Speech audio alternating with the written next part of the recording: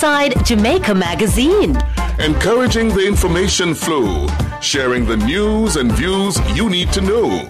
We are building an informed Jamaica every day. Listening to what you say. Hi there, I'm Samantha Allen. Welcome to another Sunday edition of Jamaica Magazine, where you will be entertained while being informed. Inside today's magazine, the facts on tsunamis and earthquakes, highlights from the National Security Ministry in 2009, and News of the Week returns for the first 2010 recap. Don't switch the channel. If you don't wear your seatbelt, this could happen to you. And the consequences could be disastrous. In an accident, the vehicle stops. Suddenly, you don't. Even at 30 miles per hour, your body will be thrown violently forward with a crash force of up to 10 times your weight. Always wear a seatbelt. Seatbelts save lives. A message from Texaco, a world of energy, and the Road Safety Unit, Minister of Transport and Works. Remember, road safety begins with you.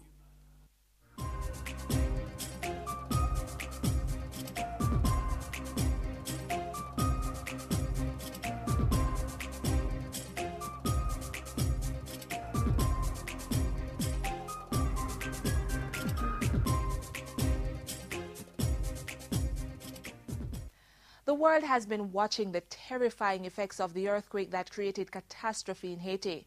It was so big, it triggered a tsunami alert. Many said, "No, sir, a tsunami in the Caribbean?" Thinking that kind of a disaster can only happen elsewhere.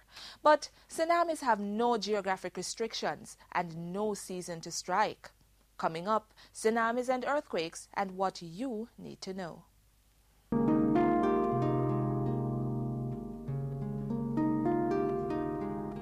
Natural disasters are often deadly.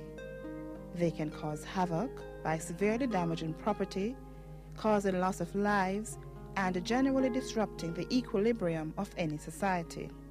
Hurricanes, landslides, volcanoes, and earthquakes are all disasters which have severely altered the Jamaican landscape in the past, and with the recent tsunami in Asia, many persons are wondering just how vulnerable Jamaica is to such a disaster. In December 2004, an earthquake measuring a magnitude 9 on the Richter scale triggered a giant tsunami, which produced waves measuring over 30 feet high and devastated several countries in Asia, stretching all the way across to Africa, leaving several hundred persons dead. Since then, countries worldwide have been questioning their vulnerability to devastating tsunamis.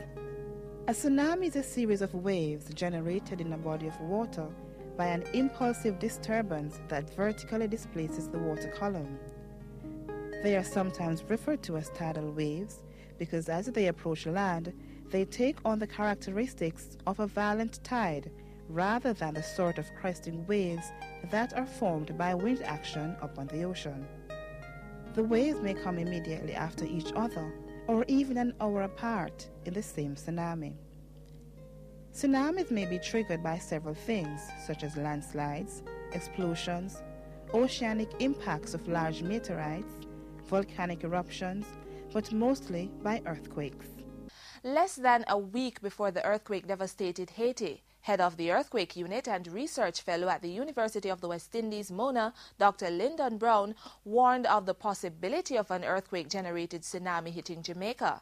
Speaking candidly during a JIS think tank session, Dr. Brown said historically these incidences have been low, but the country is not exempted from such disasters. He says research is being conducted in the Kingston Harbor, from where a tsunami generated by the Port Royal earthquake rose to destroy much of that city in 1692.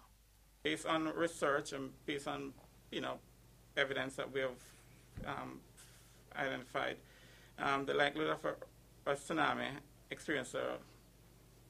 Jamaica's experience tsunami is like 1 in 150 years. I mean, that's pretty much the frequency, as against like the Eastern Caribbean, where it's probably 1 in 40 years.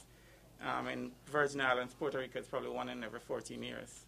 The massive earthquake that affected 3 million people in Haiti was the first of its kind in 200 years. Senior Director of Mitigation at the Office of Disaster Preparedness and Emergency Management, ODPEM, Michelle Edwards, agrees that it's important to examine Jamaica's vulnerability to tsunamis. In our observation of earthquake awareness, it is very important for us to also be concerned about the tsunami hazard.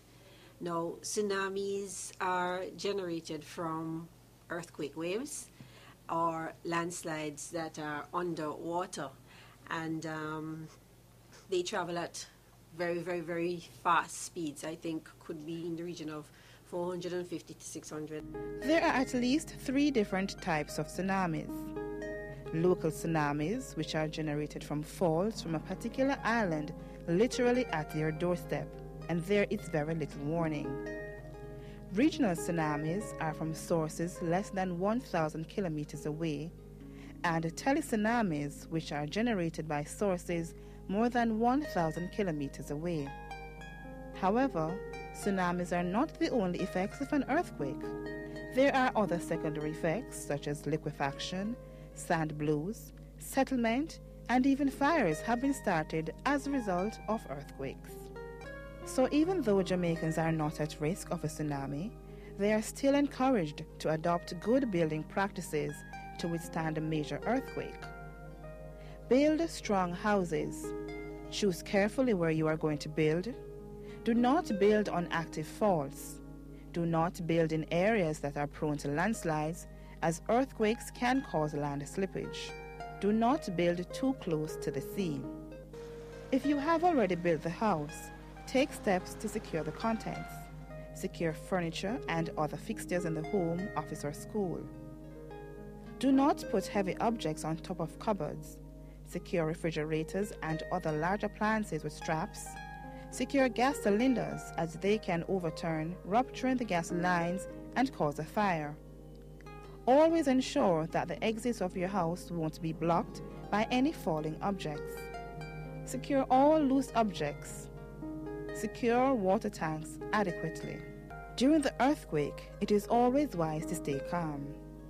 Protect yourself from things that may fall on top of you. Stay where you are until the shaking stops.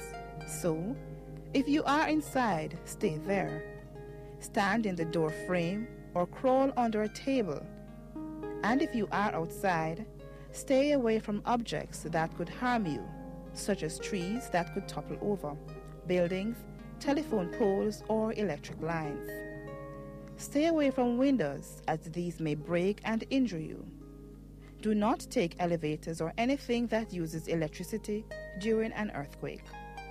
Because earthquakes are not predictable and they don't have a season, you can never be truly prepared for it. Nonetheless, it is always advised to have a plan in place. Certain things like a first aid kit, canned foods, and drinking water are a must. If you want to help our neighbors in Haiti, the Office of Disaster Preparedness and Emergency Management has opened pledge lines. The numbers are 906-967-45 and 754-9907-8. A bank account has also been opened at the National Commercial Bank to receive cash donations. The account number is 212-387-304.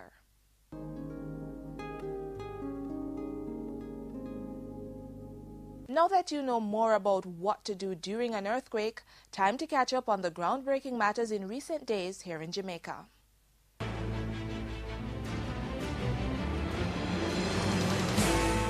IMF agreement inches closer to fruition.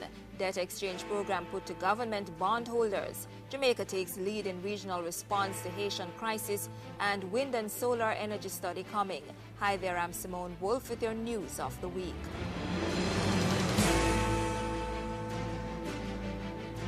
The management of the International Monetary Fund has approved Jamaica's letter of intent, outlining conditions for a U.S. $1.25 billion standby loan arrangement. IMF's External Relations Department made the announcement on January 14. It's subject to final approval by the IMF Executive Board. Managing Director Dominique Strauss-Kahn says that decision could be taken in the next few weeks. The IMF notification followed the launch of government's debt exchange program on January 14. Under the program, holders of certain government bonds can exchange them for new bonds, which will carry lower interest rates and extended maturity date. The initiative was a necessary precursor to the IMF agreement and is designed to help